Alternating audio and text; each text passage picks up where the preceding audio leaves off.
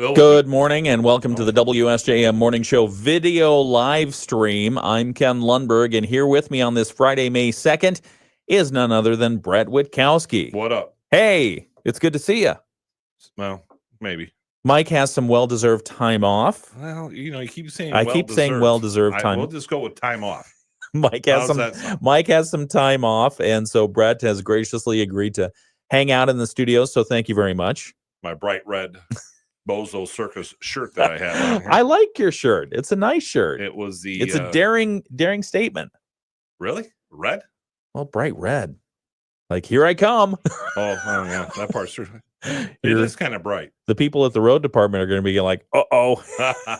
No, doesn't matter what color shirt I wear when they say that. They see me coming out of the back to the garage. Like, oh, man. How are things going at the road department? Really busy. For those who don't know, Brett runs the Van Buren County Road Commission. Correct. And so how many miles of road you got to take care of? 1,300. 1,300 miles of roadway. Yeah. That's a lot. How's it going? Especially when you figure there's 2 lanes on the road, so that's 2,600. Holy mackerel! Now you doubled it. Put those things on a road diet. Why don't you just have 1-lane roads? If we went to 1-lane roads in the United States, how amazing would that be?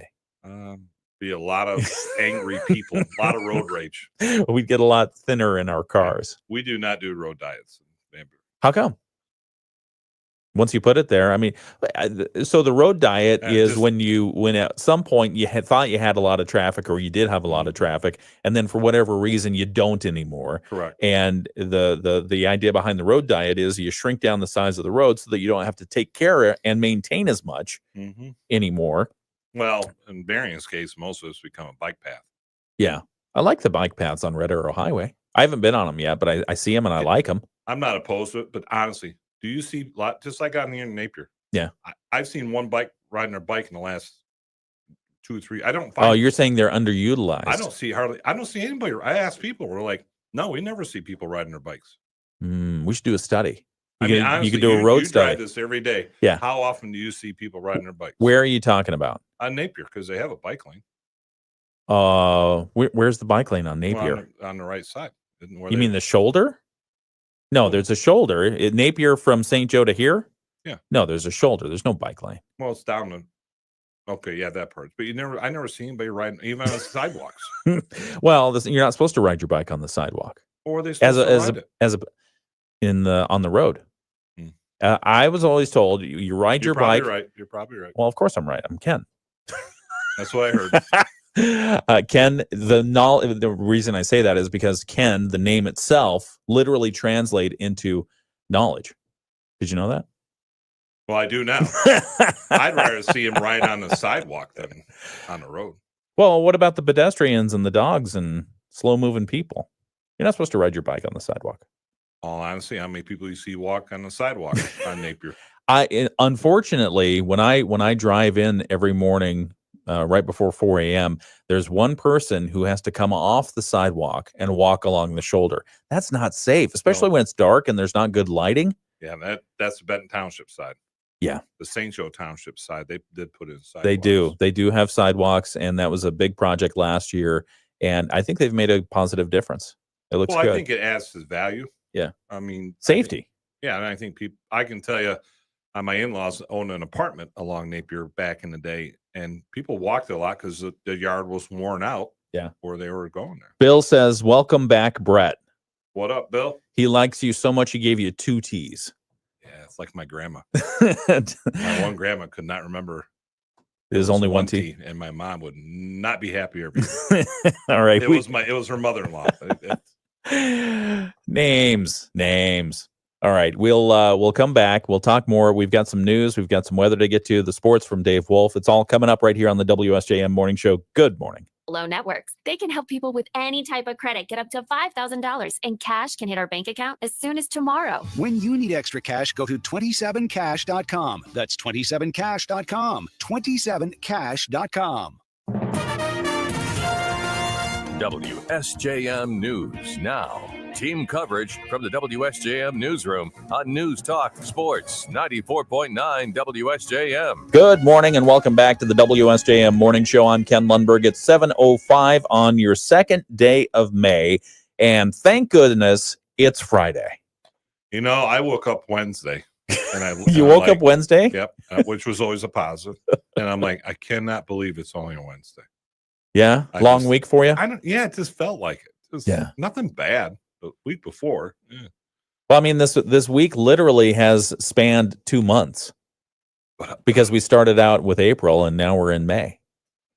still same number of hours. Whenever that happens during the week, we should probably take the time off. Make it a weekend. We should. National holiday, something like that. Good morning. I'm Ken Lundberg. Here with me is Brett Witkowski. He's filling in for Mike Weibel. And we have a lot to talk about this hour. We already went through, we went through national politics. We got into an argument over climate change. We talked about solar energy and how the state shouldn't take away the local rights. What else did we talk about? We talked about foosball. Foosball. Well, yeah, because it is news, Talk. and by chance, sports. Well, you should see the banner in my office. It doesn't. I saw the black tape over it. Partly cloudy Speaking sky. of which, we're missing the other banner for the coaches show. Oh, where is it? What'd you do with That's it? why we're missing it. I don't know where it is. We don't either. Oh, okay. Well, you were responsible for it. Go find it. No, I wasn't. Partly cloudy skies expected today. A 30% chance of showers. A high around 63 degrees. We had some patchy fog earlier in the day. Hopefully that's cleared up, but don't be surprised if you run into it. Tonight's forecast mostly cloudy. 20% chance of showers. A low around 43. And then tomorrow, Saturday, mostly cloudy. A slim chance of showers. A high around 58 degrees. It's going to be cooler by the lakeshore as it usually is. Sunday's forecast: 50% chance of rain in our area. A high around 57 and a low around 40. As we look toward Monday and Tuesday and Wednesday and Thursday next week, it's going to be a mixed bag. Monday and Tuesday, mostly cloudy, a chance of showers. Wednesday, Thursday, partly sunny. And it looks like we might be working toward a high of 70 degrees by the time we get to Thursday. But before that, going to top out probably in the upper 50s and lower to mid 60s. It's 7:07, taking a look at what's in our WSJM newsroom for news this morning. A St. Joseph man who was killed on Wednesday this week in a Benton Township crash has been identified as a popular instructor at Lake Michigan College. WSJM's Andrew Green has this report. Jake Keeler just finished up the semester of classes at LMC ahead of this weekend's commencement. We're told by Lake Michigan College that it's been a somber mood there since word was received about his death in a crash on East Empire Avenue near the college this week. The Benton Township Police Department says Keeler's Toyota RAV4 crossed the center line and struck a pickup. He was pronounced dead at the scene, and the reason why he lost control of his vehicle is still under investigation.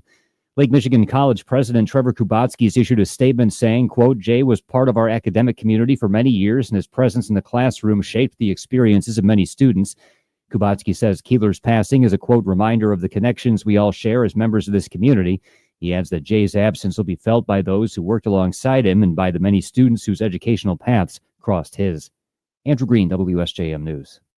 In other news, a memorial service to honor fallen police officers from across Berrien County will be held this month in St. Joseph. Berrien County Undersheriff Greg Sanders tells us the Fraternal Order of Police Blossomland Lodge will host the annual event at the Berrien County Law Enforcement Memorial Monument along the bluff on May 15th. All 20 of the county's police officers who have died in the line of duty will have their names read aloud. Sanders said they go back as far as Patrolman Clarence Shockley of the Niles Police Department, who died on August 15th, 1907. How important that is that we remember these individuals, even though some of them, it's been over 100 years here, but that is important for us. And it just demonstrates, I guess, how difficult this world can be. The last officers to be lost in Berrien County were Court Security Officer Ron Kinzel and Court Supervisor Joe Zangaro, who were killed in a courthouse shooting. It happened on July 11th of 2016.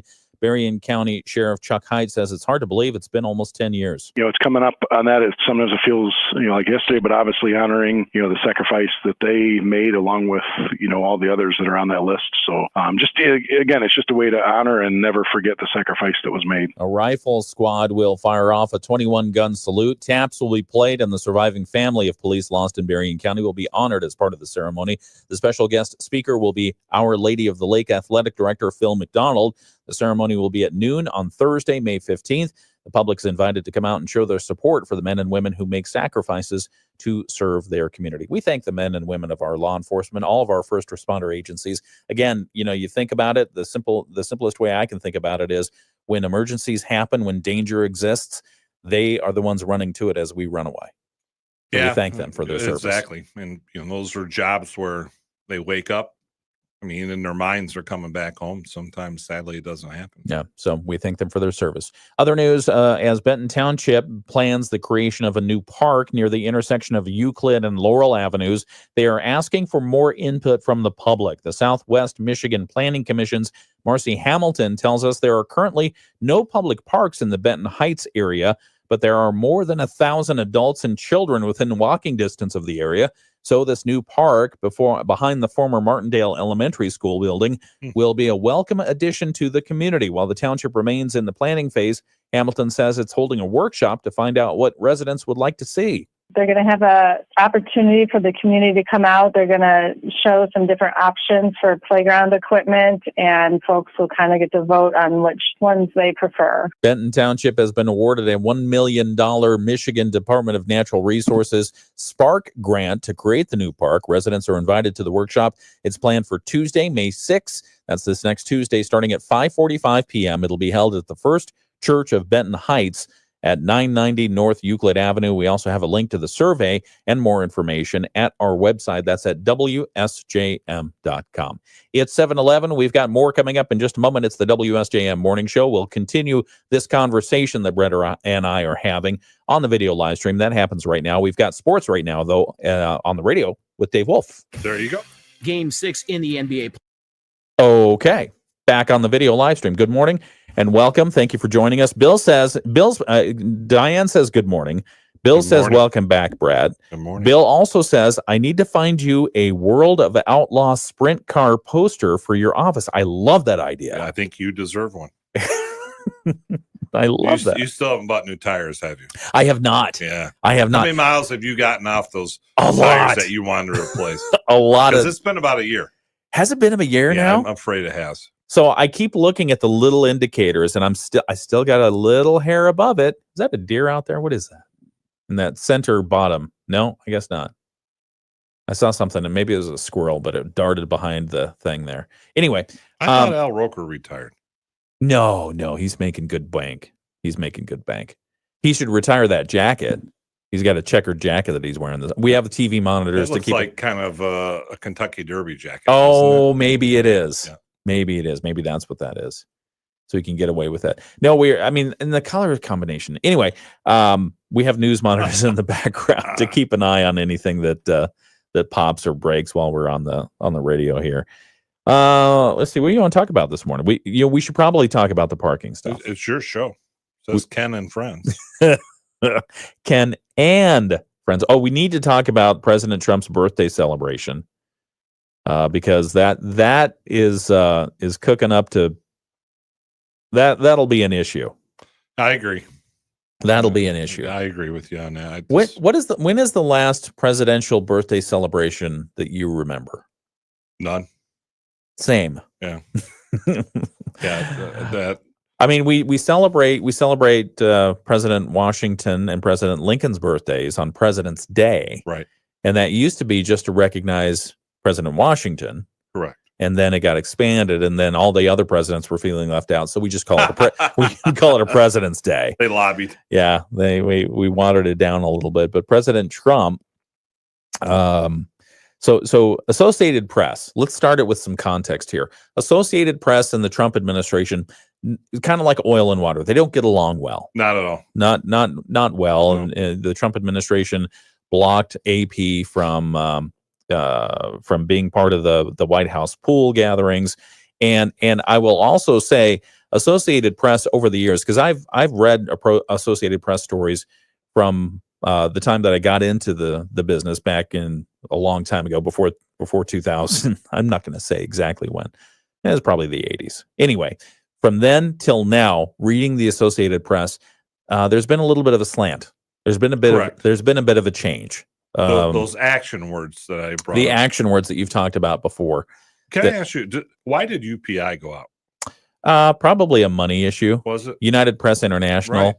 And so there used to be at least a couple of wire services. There were probably more, but AP and UPI were the giants. That's right. And UPI eventually got crushed and went out of business. Okay. They probably still have a website somewhere and they're still pumping out news.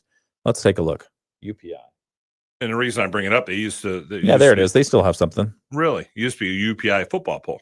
They had Oh, AP, really? And then Yeah. they replaced it with the USA Today and then the coaches and stuff like that. Yeah, they've got a whole big news site. Do they still? Yeah. Okay. Sorry for. I was just always wondering what happened with them. No, you're fine. You could always Google that. Yeah, I just never think about it when it matters. It just came across my mind at this moment. Do you have an iPad? Oh yeah, right here. Oh, that thing's an iPad? I thought that was a Kindle. No, it's not a I Kindle. thought you were just in here reading I'm books as reading you're the notebook right here, of which I did watch the last hour last night. The Notebook? Yeah.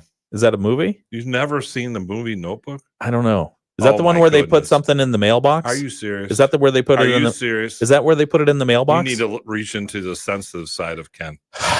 We'll be back in just a Okay, now moment. you got to look up Notebook. It's the WSJM Morning Show standby. Job search every day, so you can find the right candidates right away. It's no wonder that ZipRecruiter is the place for skilled skydiving instructors, accomplished airbrush artists, and proficient pediatricians. But if you're not using ZipRecruiter to hire, you're missing out. ZipRecruiter is the place that's so confident it can make your hiring easier that it lets you try it for free at ZipRecruiter.com/free. So if you want the right candidates for all your roles, ZipRecruiter is the place to go. Try it for free at ZipRecruiter.com/free. That's ZipRecruiter.com/free. Never miss out on great candidates with ZipRecruiter. Mostly cloudy skies with a few showers still for the first part of the day, becoming partly cloudy this afternoon. Nice and cool. We stay at 63 for the high this afternoon. Tonight, we drop down to 43, mostly cloudy, chance of a shower. And on Saturday, mostly cloudy, chance of a few showers with a high of 58. I'm WSBT 22 Chief Meteorologist Carrie Peugeot. The Morning Show with Ken Lundberg on WSJM. 717 WSJM Morning Show continues. I'm Ken Lundberg. Here with me this morning is Brett Witkowski. Cannot believe you've not seen the Notebook at least. For those of once. you who are missing the video live stream, you're missing a lot because we just had this fantastic discussion about whether or not I've seen the Notebook. And Brett just finished the last hour of that film. I've seen it before, but last night I did watch it. You rewatch it? Yeah. You've rewatched it. I like the movie that much. I like the movie, yeah. Stephanie informs me that I have not seen the Notebook. I like Barry Manilow, too. So, I mean, I do. I like Barry Manilow. Yeah. You want to get into a chorus of Mandy? That's a good song. Okay. No, we'll not do that. But the Notebook, 2004 romance comedy, also known as a rom-com. So you watch the last hour of it. It's only 2 hours and 1 minute long. Because that's when You I had to found break it. that up? No, it's when I found it when I was watching, going through the TV. I'm told that it's probably of a genre that I will not appreciate. Who told you that? I do, Stephanie, and Okay, that I do appreciate that James Garner is in it, and Ryan Gosling. I kind of like Ryan Gosling as an actor. He's fun. Behind the Pines, you see that or something? I don't know. There was a movie that one of my sons, Sawyer, just had me watch with Ryan Gosling in it, where he was a motorcycle bank robber. Wow. It was good. Yeah. It was good, but the movie kept twisting and turning. I'm sure it's much better than the Notebook. I Sorry. don't know. But Notebook's James okay. Garner, for those who don't know, my first introduction to James Garner, The Rockford Files. And before that, Brett Maverick. Yeah, he was. Well, yeah, I did watch that. Brett Maverick. That was a good show too. Yeah, I only saw reruns of that. Gardner, Rockford Files is good too. I loved his car. Yeah. Loved his lifestyle. He had a Camaro, didn't he? Lived in a trailer. Was it a Firebird? Lived in a trailer. Yeah, he definitely lived in a trailer at the beach. And whether or not let's see, Rockford. I want to get this right because I know somebody is going to check us on the Rockford Files car. It's still on like one of those stations, you know. As I was, because I told you, remember that I'm correct. It was a 1977 Pontiac Firebird. Sweet. Yeah, and it was gold, and it was beautiful, and it could take bullets like no other car. So, it's amazing how many times it got shot up, right? huh? And it still ran. Yep, and he still lived. Yeah. So, James Garner, rest his soul. All right, we've got other news to talk about this morning. All right, this one surprised me a little bit. We were talking on the video live stream about Associated Press. Associated Press and the president's administration don't get along very well. Correct. Because the president accuses AP of being too biased.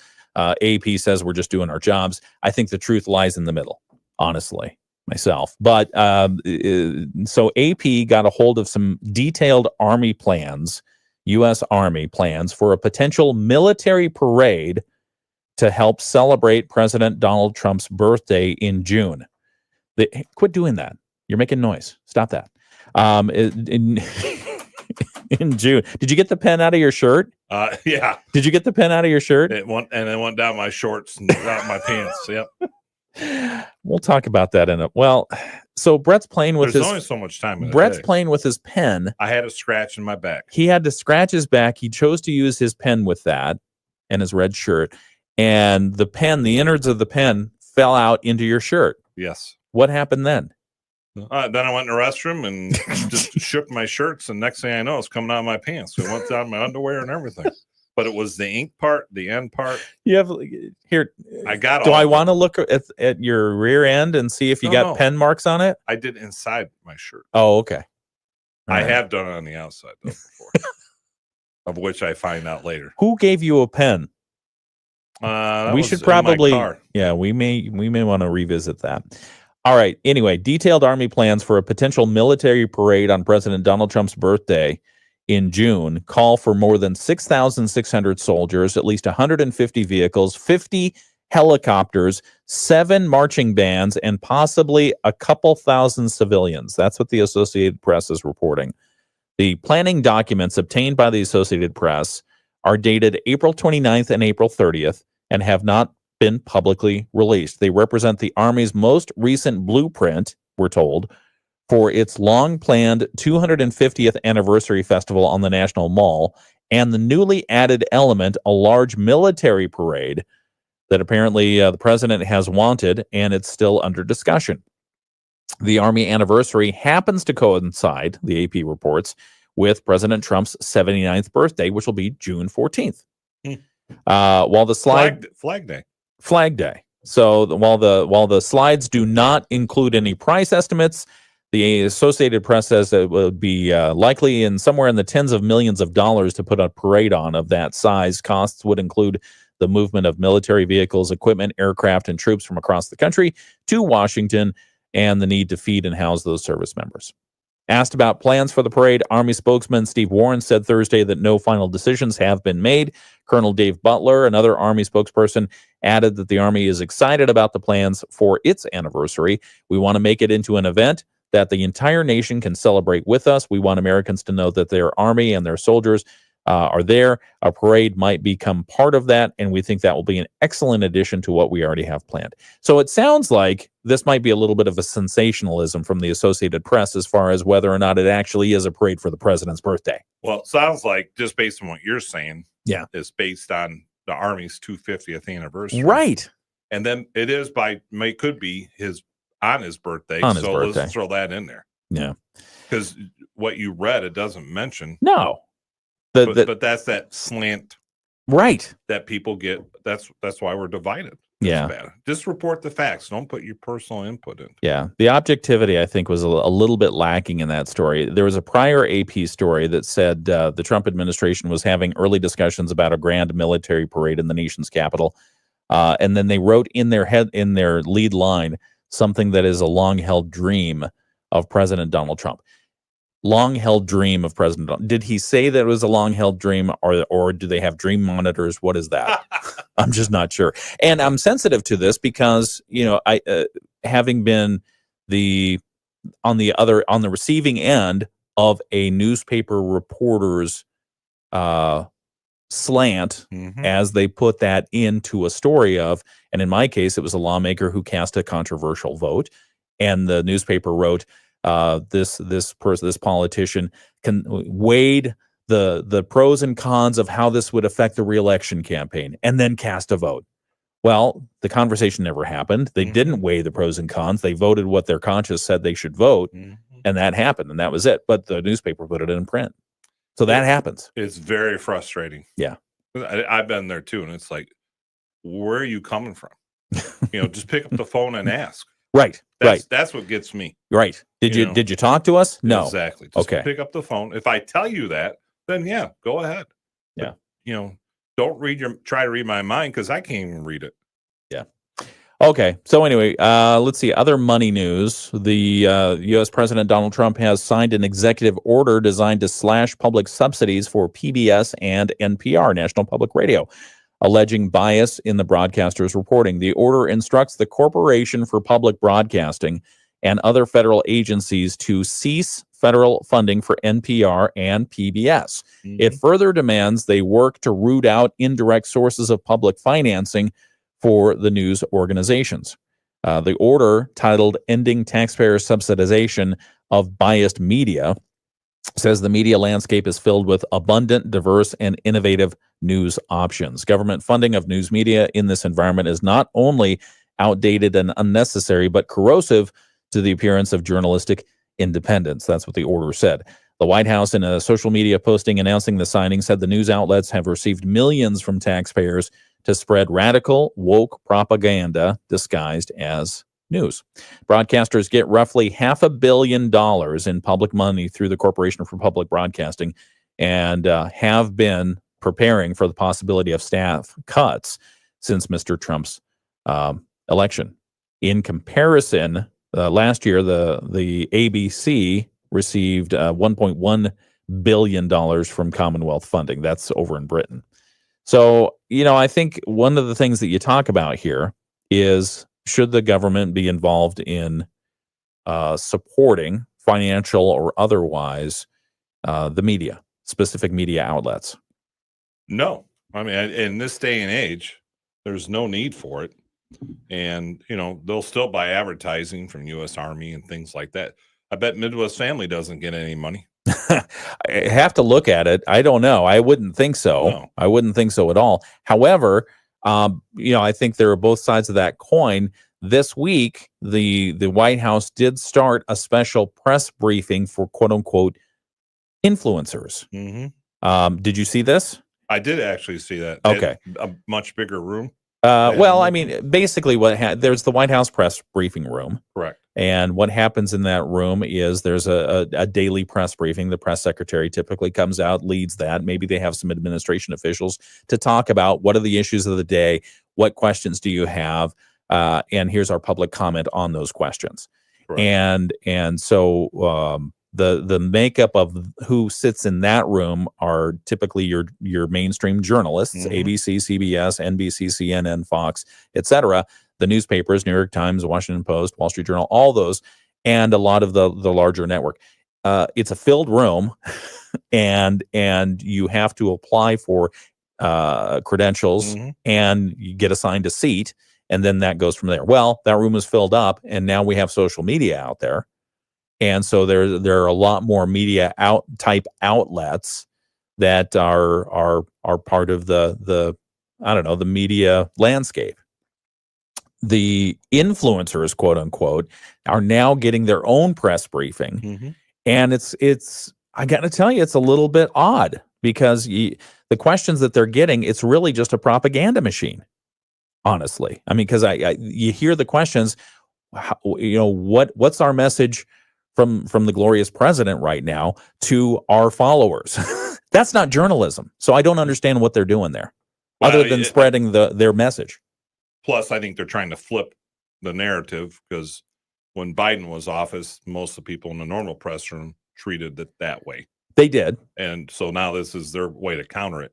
I'm not saying it's right, but that's my thing. But and social media, to be fair, they did the same thing with the social media influencers. They just didn't do it as overtly. Well, Facebook flat out said they were told not to. True. I mean, not to run stories. But I mean, they didn't have the daily press briefings or gaggles or whatever it is. But I guess the question would be, and you deal with this daily. How many people get their news from what would be called so-called traditional news outlets, and how many get it from other sources? Yeah. And the younger generation. Yeah, they're on Instagram. They're on Facebook. Well, no, they're not even on Facebook. They're on the WhatsApp. Right. I mean, that's where Snapchat. Yep. I think Moody, like for the station here, Moody and Market, I think is very popular with a lot of generations. Yeah. Because it's like instant now. Our apps. Yeah, our apps do very well. And so I'm not saying it's right or wrong. I just think that's probably the mindset. But funding an NPR, let them go sell ads. But again, thank you for bringing me back to my point. If you're pushing money to the Corporation for Public Broadcasting, and now you're pushing a White House, here's our outside of the other thing agenda type briefing, that does take resources, that does take time, that does. I mean, I guess it's public, so it's good to know what they're saying. But to me, it's just very, I don't know. It feels weird. It feels odd. It's another action word. I mean, like we were talking about, the AP uses action words. This is reversed. How do you mean? Well, the Trump administration is giving information to the people who think like them. Ah, gotcha. Yeah. But NPR, and to me, it was it NPR where they brought the director up and they had 98 editors. That I don't know. And all of them were registered Democrats. Oh, really? Yeah. If you bring up her Senate hearing, because they were taught, if you're getting tax money, you should be impartial. You should be split down the middle, either with people not registered or, 50-50.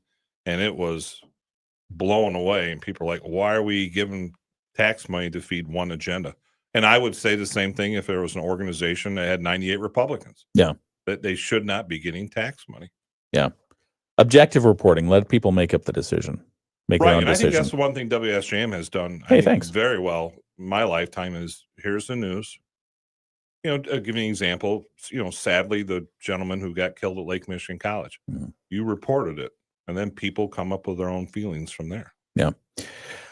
Okay, we're getting into enough trouble right here. So we'll come back and talk more. I hope we're just being honest. Well, I think we definitely are. We'll talk about some economic things here in just a moment. Bloomberg has their financial minute coming up. We've got the latest from ABC World News. We're going to continue our conversation on the video live chat. It is the WSJM Morning Show. Good morning and happy Friday. What would you call a... I think it was NPR that had that. Well, let's not think. Let's know. What did I'm looking give up. Me something to find here. Let's see. Public criticism from a former NPR editor acted as a blueprint from Republicans repeatedly cited Yuri Berliner, a senior business editor for NPR who resigned after publishing an essay critical of the network's news coverage. Berliner argued that NPR's coverage increasingly reflects a rigid progressive ideology. Let's see. Oh, here it is. Representative Jim Jordan, that's a House member, a Republican from Ohio, pointed to Berliner's accusation that in the D.C. area editorial positions at NPR, he said he found 87 registered Democrats and 0 Republicans. Is he accurate? And the board person responded, we don't track voter registrations. Asked whether Berliner was lying, I'm not pressuring such, but we don't track that information about our journalists. But, I mean, come on. I just, at the end of the day, I think the time has come. Give them a year. You're on your own. Go find a sales crew. Go find whatever. If there's a market for it, then let the market decide it. This goes back to my... no different than here. Yeah. The Midwest family makes changes based on sales. Yeah. June Bowman says, then Fox needs to go too. And then she also says podcast, nor has a lot of great educational. Oh, NPR. I think she says NPR has a lot of great educational program. PBS brings nature to your home. I mean, I think I can't disagree for sure. And I think one of the things that people might say in response is if it is of enough value to an audience, then do what all the other networks do is find a sponsor to support that programming.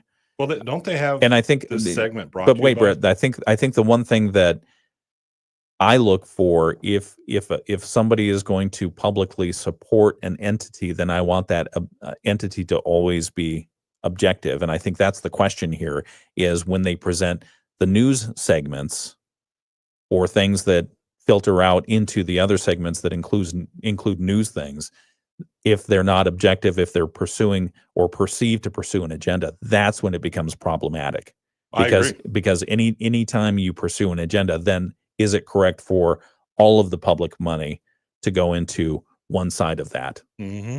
versus the other. So I think that's the debate. Obviously, it doesn't come out eloquently either here or through the Trump administration's executive orders that say slash and burn. Where's Mutual of Omaha when you need it? Remember that? Wild Kingdom. Yeah. Remember that? I do remember that. Mutual of Omaha's Wild Kingdom. I used to watch it. It was a good show. Yeah. Animals are good. Yeah, we like animals. Till they eat us. Oh, they're not going to eat you. I don't know. I've been watching The Last you of still Us. Got your dog?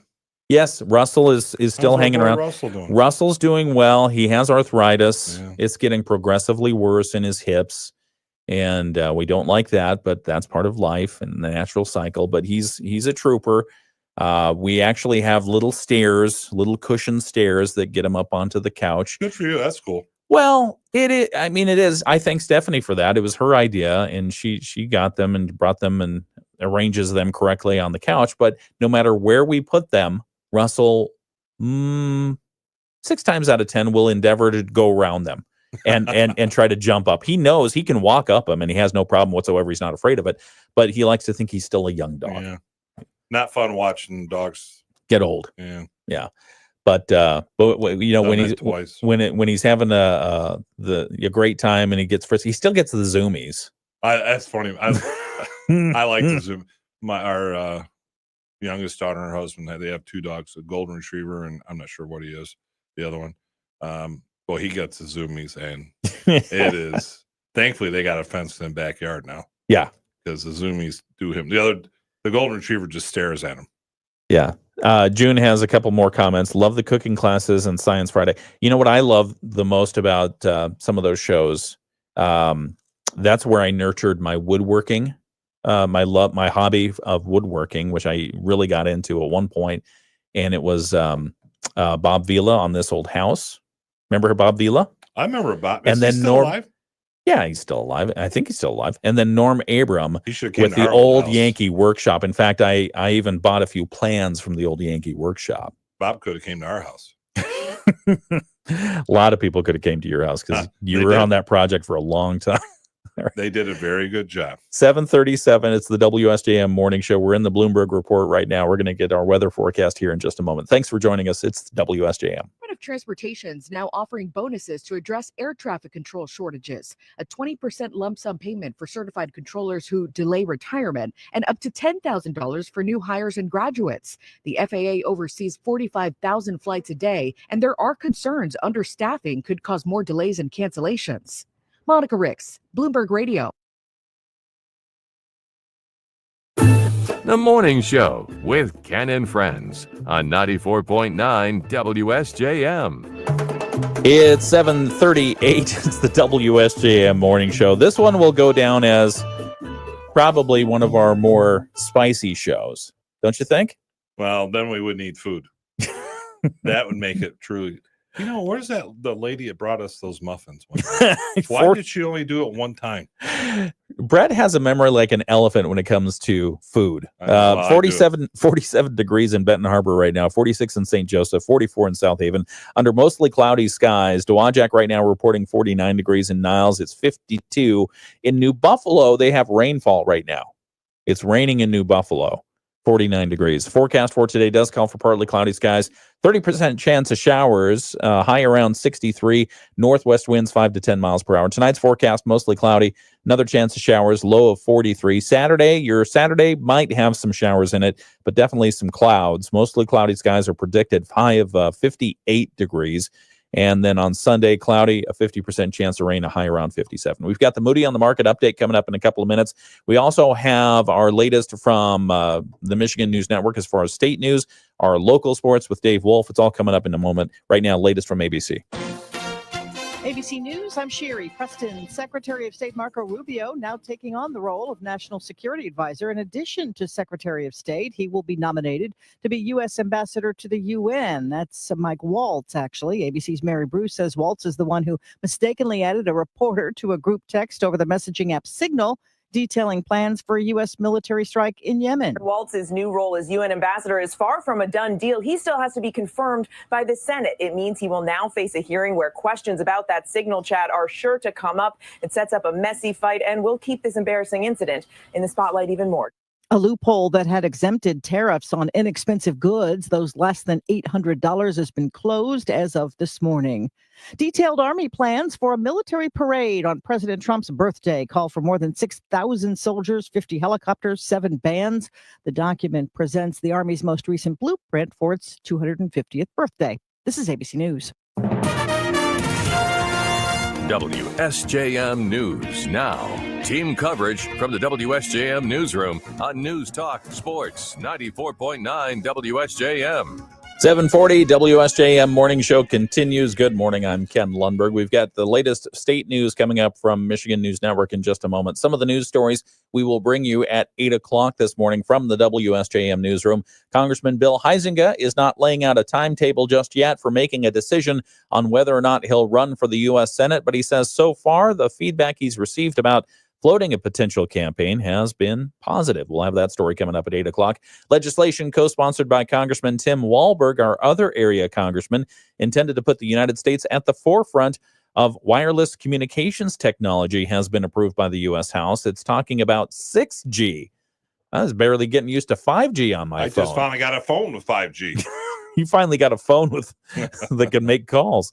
Let's see, what else do we have in the news this morning? Legislation that would return control of major solar and wind projects to local communities has been approved by the Michigan State House. Supporters, including State Representative Pat Outman of Six Lakes in mid-Michigan, said the legislation is all about restoring public trust in government. So we'll talk about those stories and more. That's coming up in just a few minutes right here on the WSJM Morning Show. Brett and I were going to continue to poke the hornet's nest. We are. Yeah, we're going to talk about parking here on our video live stream. So we'll do that in just a moment right here on WSJM.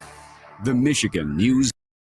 Okay, I don't think we've talked publicly anyway about your thoughts on the parking situation in downtown St. Joseph.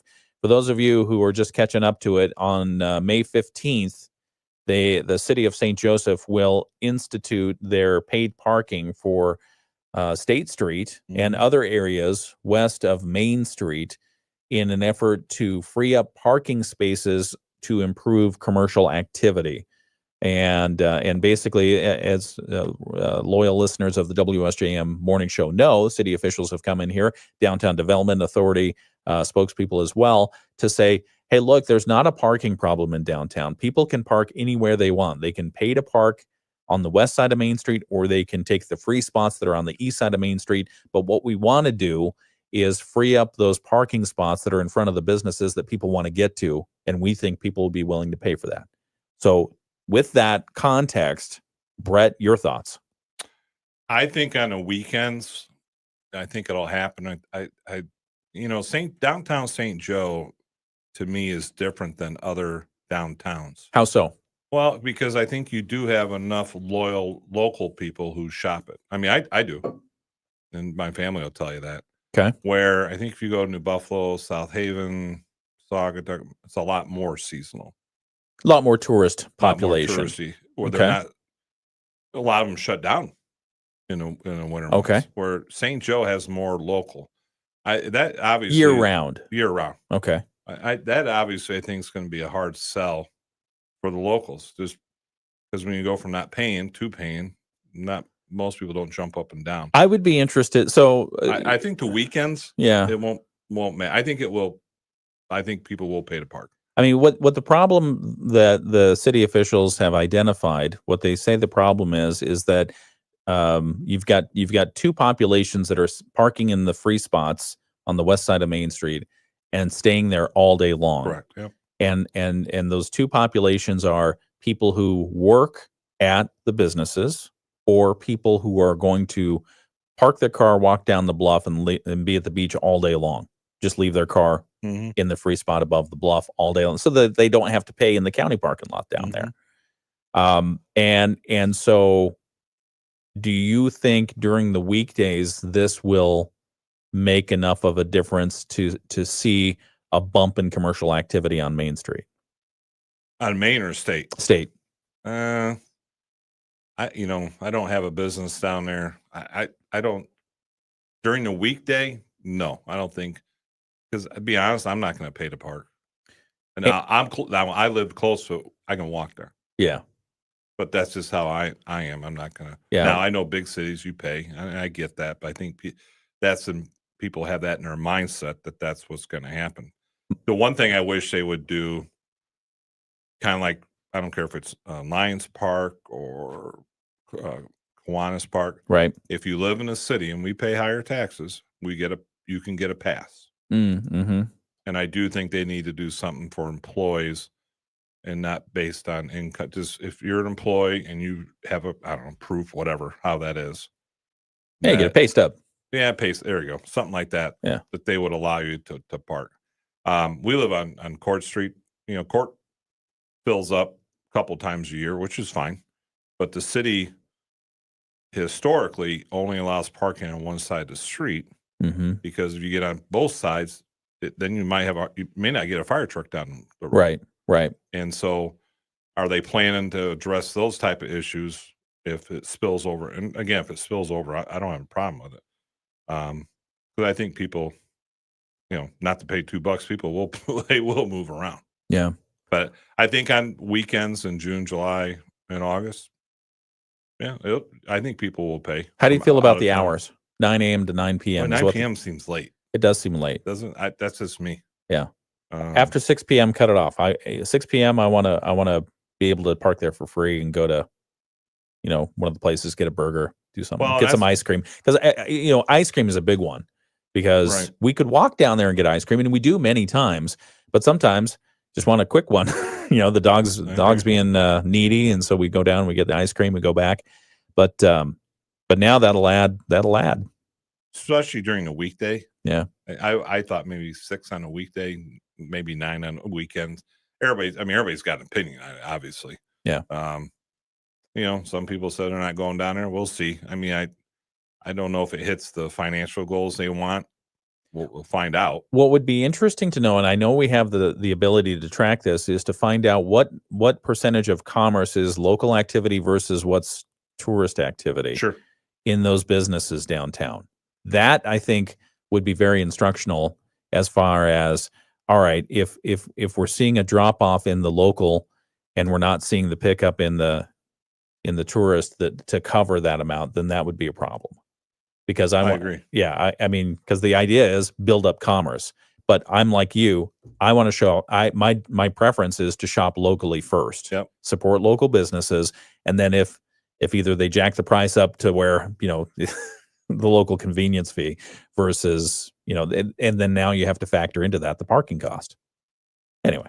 Well, and I get about people parking who go to the beach, and that's a whole separate issue. We have to get back on. Oh, okay. All right. Hold on just one moment. It's a WSJM morning show. Mostly cloudy skies with a few showers still for the first part of the day, becoming partly cloudy this afternoon. Nice and cool. We stay at 63 for the high this afternoon. Tonight, we drop down to 43, mostly cloudy, chance of a shower. And on Saturday, mostly cloudy, chance of a few showers with a high of 58. I'm WSBT 22 Chief Meteorologist Carrie Peugeot. The Morning Show with Ken and Friends on 94.9 WSJM. Brett brought his stick in this morning so that we could poke the hornet's nest. You got me all riled up. I thought we had a good discussion. No, we are having good discussions. This is the WSJM morning show. Good morning. Happy Friday. Amen. And it is the second day of May. It's Friday, May 2nd. Brett Witkowski in this morning. Mike Weibel is off traipsing around, having a good time. And let's do our Moody on the Market update. Moody on the Market update is brought to you by Insurance Management Service. Call IMS today, your local auto owner's insurance agency in St. Joseph and in Niles. Brett and I on the video live stream were just talking about some of the parking issues in downtown St. Joseph. As we know, in mid-May, they will implement a paid parking system in St. Joseph. And opinions, there are a couple of folks, a couple of folks who have some strong opinions about this. But I think the a lot of people are very concerned about what the impact of having paid parking is going to be in downtown St. Joseph. We've talked about both sides here on WSJM. We've also had city officials in, folks from the DDA. We've asked a lot of folks on the other side of the issue who are opposed to the paid parking to come in. We don't get a lot of response on that. They have a lot of opinion off the record. We're slowly getting more and more of them on the record. I think they're not comfortable talking about it because it is such a controversial issue, which I understand. They don't want to do anything that would hurt their business. Right. So one of the things that we were talking about is, as you think about paid parking, what are some of the unintended consequences that you're going to have? You mentioned why doesn't the as an aside, you mentioned, why doesn't the county go to a kiosk system down at Silver Beach? Because sometimes the traffic will back up toward the band shell. Oh, I've seen it Right. numerous times. Yeah. And so they're trying some things to try to figure that out and, help alleviate that traffic situation. St. Joseph City City Council has really tried to get them to work on that. But you mentioned the band shell, and that reminds me also, if they have the paid parking system in and around that area of the band shell, you're going to hit a population that is not probably very likely, willing, or able to change their budget at a whim like that. Right. Because you're on a fixed income already, and you have to pay then to see the band shell. Well, and parking at the courthouse and crossing that intersection For that population, not a safe thing. No, because you have 3 different sections of lights. You're right. You got a 4-way stop, but at some point only one lane goes, then the other lane goes, and then the main street goes. So they may have to address that as well. Yeah, that's I never thought about that. Crossing down by the county administration building, that works out fine. The MDOT made that light, and because the protesters have it there. yeah, well, it is a safe intersection. Okay. To MDOT's credit, they did that well. When they redid it. But you're right, the band shell, their one concert on Sunday is majority senior citizens. Right. I never thought about that. So we'll have to keep an eye on that and other potential fixes that will have to take place. What about and the wedding venues down there? Yep. Good point. Yep. That's why you're the news director. All right. Well, let's do the Moody on the Market update. The Moody on the Market update is brought to you by Insurance Management Service. Call IMS today, your local auto owner's insurance agency in St. Joseph and in Niles. Hey, did you see this? You know who David Axelrod is, right? Yeah, he has the house here in Berrien County. Not for long. Is he moving? It's up for sale. Oh. Yeah. Was it Chickamee or New Buffalo? Buchanan. You know who else used to live there? Who?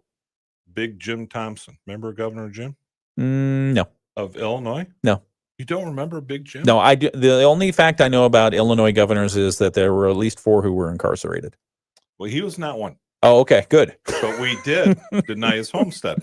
Oh, really? And he called me. Uh-oh. And he goes, "Remember, I'm governor of Illinois." And I'm like, "For foreman." I'm like, "Okay." He tried to throw his weight around with you? Yeah. Oh, wow. And Mayor Daley's. Did you tell him no? Called me too. You told him no? No, we denied it. Okay. Yeah, I mean, he had. Can I get to the Moody on the Market update? Oh, my bad. No, that's all right. David Axelrod. Southern Berrien County will no longer be on the background for political commentary on cable news. Former Barack Obama advisor, Democrat strategist David Axelrod has listed his 53-acre estate on Hills Road for sale. He's asking for $2.3 million. Well, if he drops it 100, I'll talk to him. Drops it to $2.2 million. It's a rustic style 4-bedroom home with 4,200 square feet, 4 bedrooms, 4.5 baths, 2 stories with several decks and wide expanses of windows looking out over rolling vineyard areas in the Hills Road neighborhood. An array of photos are available online. We've got the link right there. Technically, it's in Buchanan, but it's listed with @properties in New Buffalo. Axelrod, who's a political analyst now on CNN, often broadcasts from his Buchanan address, giving his opinions to Wolf Blitzer, Jake Tapper, other CNN news anchors. He's also on the faculty of the University of Chicago. So if you're looking for new digs and have $2.3 million burning a hole in your pocket, if it was 2.2, you might think about. It's got a swimming pool. Well, I would hope. Yeah. Wow, look at that. Oprah used to have property here. Down in New Buffalo area, right? Yeah. Louis Farrakhan still does. Still does. Has the big compound down there. Mayor Daley. Boy, I'm looking at this. We've got an overhead photo. Looks like it was a drone shot. And boy, it's pretty. Looks like he had parties there or something, probably fundraisers and that kind of thing. But I mean, honestly, it's a beautiful area. You can It set is down there. They got the golf course down there too. You can set it up very nice. That's the Moody on the Market update. It's brought to you by Insurance Management Service. Call IMS today. They are your local auto owners insurance agency in St. Joseph and in Niles. And we've got a couple more things to get to right here on the WSJM Morning Show. We're watching over you. IMS Insurance Management Service. Okay, go ahead. I told you Mayor Daley's story, didn't I? Tell us again. Remind our So when listeners. I was county treasurer, they paid their taxes late. Oh, And who did? Mayor Daley's. Oh, And okay. so then, It was like his personal family? yeah. Okay. So I come back from lunch and I have a phone call from the office asking us to waive penalty interest, which I just never did To waive the penalty and the interest. on the late taxes. Okay. At the same time, he was up for re-election. And I think their elections are April. if I Okay. remember right. Okay. Now, so I forwarded off to our attorney just so we had it on file. And then as I was getting ready to call him back, I get a phone call and they say, please ignore the previous message. The mayor knows he was late. The mayor knows he owes penalty interest, and he is sending a check or making payment today. No kidding. Yeah, because it was election year. And Wow. but Mayor Daley. Governor Jim Thompson's like, I'm the former. What did he governor. want to do? The Thompson? governor wanted us to not deny his homestead in Buchanan. Oh, he was claiming homestead exemption. Yeah, and we caught him having one in Illinois. Well, I mean, he's the former governor of Illinois. Mm-hmm. You know, he has a home there. He reminded us of that Okay. because my staff came to me. I'm like, no, it is what it is. That's Yeah. fun. What about local officials? What stories do you have about our local Honestly, there's we never had any issues with any local official Nice. because every property, the only one that we ended up denying was my dad's own estate. Yeah. You do that personally? So a little bit of history. My mom died when I was 23 or 4. My dad got married 10 years later.